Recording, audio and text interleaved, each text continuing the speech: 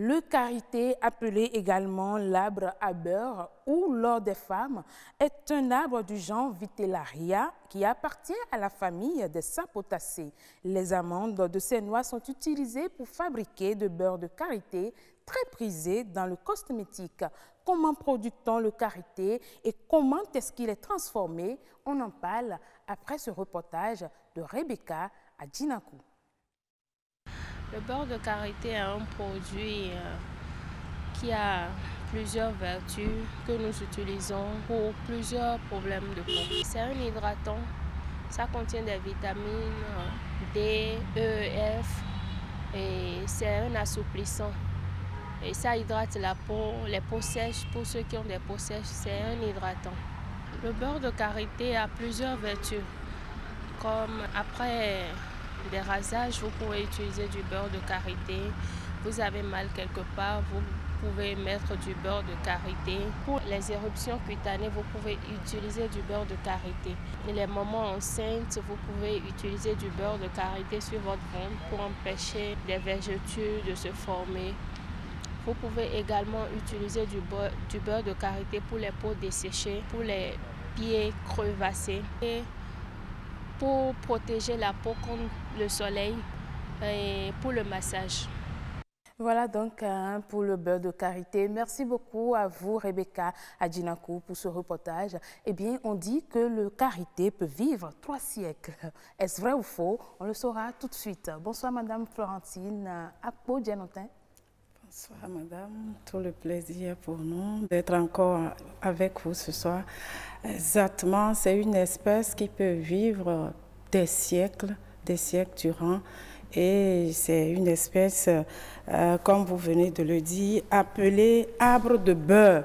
Arbre de beurre, étymologiquement, son nom scientifique, c'est Vitellaria paradoxa.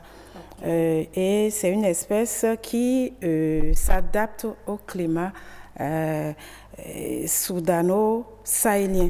Voilà, vous avez déjà commencé par nous faire un résumé sur le karité. Oui. Cette diade nous dit maintenant à quelle catégorie elle appartient. Vous l'avez dit, la famille des algues. Vous pouvez me rappeler? Sapotacées. Potacées, voilà. Et maintenant, est-ce que c'est un arbre, c'est une graine, c'est quoi le karité? Oui, le karité, c'est d'abord un fruit. Et au niveau de ce fruit, nous aurons une amande. Et c'est cette amande-là que nous allons utiliser ou que les dames utilisent pour fabriquer le beurre de karité. Oui, le beurre de karité.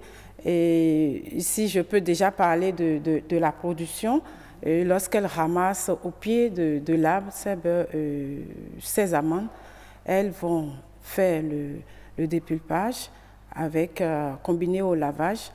Après cette étape, elle passe au concassage. Un peu dans la transformation déjà. Avant qu'on en arrive à la transformation, au niveau de la production du karité, au Bénin, quelles sont les régions reconnues pour la production du karité? Très bien, comme je le disais tout à l'heure en parlant du climat, le nord, la région septentrionale arrange plus cette espèce-là en matière de climat, et cette espèce se développe bien dans cette zone, et notamment nous avons dans le Borgou à Libori, dans la Donga, dans la Takora, un peu dans le département de Zou et aussi dans les collines.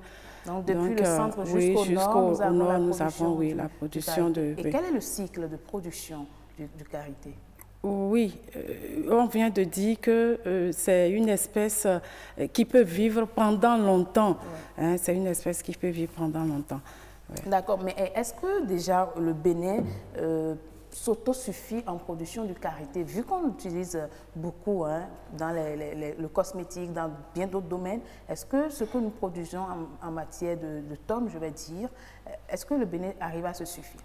On peut tenter de dire oui, parce que si on en arrive à exporter, ça veut dire que déjà on en a suffisamment, ou quand même une certaine quantité qui peut couvrir à l'interne déjà nos besoins avant de pouvoir exporter.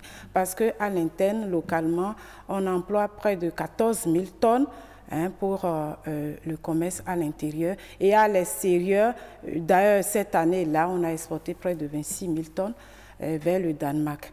Donc, on peut dire... Du Bénin? Oui, du Bénin vers le Danemark. Donc, on peut dire que le Bénin, en matière de production de karité, arrive quand même à plus ou moins. Mais avec ce chiffre que vous venez de nous donner, c'est quand même énorme, c'est suffisant pour qu'on puisse organiser le karité aussi en filière. Oui, oui, puisque même cette filière occupe ou emploie près de 500 000 femmes. 500 000 femmes, mais qui rencontrent quand même des difficultés comme dans toute activité que possible. Hein. Et c'est pourquoi d'ailleurs il faut une réorganisation de la filière comme vous le dites. D'accord. Et si nous venons du côté transformation du karité, déjà depuis l'approvisionnement, ça se passe comment? Ceux-là qui sont dans le domaine, comment ils arrivent à s'approvisionner le karité? Oui, il y a les productrices vont chercher au pied des arbres du karité et arriver au niveau de leur site de production, elles font le dépulpage. Après ça, couplé avec le lavage, et elles récupèrent l'amande. L'amande sera séchée. Et après le séchage, il y aura un concassage. Elles font le concassage avec soit un mortier ou bien un moulin pour celles qui ont un peu plus de moyens. Après cette étape, elles passent au décortiquage. On peut faire ça aussi. Elles font ça des fois à la main, ça dépend du moyen. Ça veut ou dire qu'on bien n'a à la pas d'usine décortiqueuse. aujourd'hui au Bénin qui permet de travailler le karité? Pas encore trop, pas une grande usine en tant que telle. Et d'ailleurs, ces productrices font déjà des plaidoyers vers Fludor, par exemple, pour les aider à mieux produire, parce qu'elles pensent déjà que leur filière, et d'ailleurs, elles ne pensent pas, cette filière fait déjà une devise Alors, on ne va pas parler étrangère. du karité sans parler des dérivés du karité. Vous avez commencé par parler du beurre, mais quels sont les autres dérivés du karité? Oui, le beurre de karité, même dans le reportage tout à l'heure, on a dit à plusieurs importances, à savoir du point de vue alimentaire. On l'utilise pour préparer des mets remplaçant les différentes huiles que nous utilisons. Au nord, pour la plupart, les gens aiment beaucoup plus utiliser le beurre de karité. Dans la cosmétique, c'est aussi utilisé. Et aussi, on l'utilise aussi dans le domaine pharmaceutique. Alors, en tant que biotechnologue, est-ce que vous pensez qu'on peut restructurer ou réorganiser un peu le karité, la structure, la filière karité pour que quand même les producteurs, les consommateurs, les transformateurs en bénéficient? Cette structure ou cette filière doit être même réorganisée parce qu'il y a beaucoup de femmes, comme je l'ai dit tout à l'heure, 500 000 productrices, c'est pas peu, il faut réorganiser. Et d'ailleurs, ces dames ont fait des doléances parce qu'elles manquent, par exemple, d'eau potable, parce qu'il y a, au cours du dépulpage, il y a l'eau qu'on utilise. Et pour produire sain, il faut quand même l'eau potable. Elles n'ont pas l'eau potable, vous en savez un peu, dans les régions septentrionales, on a encore ces problèmes d'eau potable. Tout à l'heure, j'ai dit, au cours de la production, il y a certaines qui continuent d'utiliser le matériel très artisanal. Par exemple, au lieu d'utiliser une décortiqueuse, elles le font à la main. Elles peuvent utiliser le mortier aussi pour faire le concassage, vous voyez. Donc, il faut revoir cette filière-là.